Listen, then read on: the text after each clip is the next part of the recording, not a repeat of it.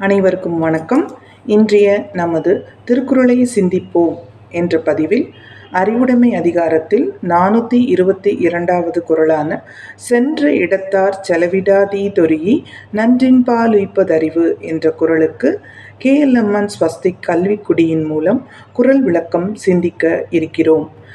இதில் மூன்றாவது எழுத்தான எம் KLMNல் மூன்றாவது எழுத்தான எம் மன வளத்தினையும் மனதினை கட்டுப்படுத்தும் முறையினையும் சிந்திக்க செய்கிறது.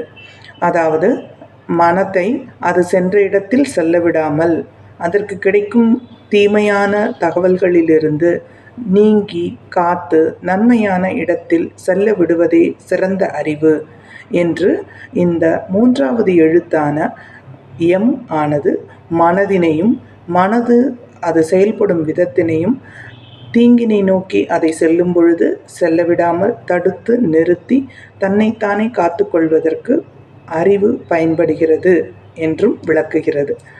நன்றி, வணக்கம்.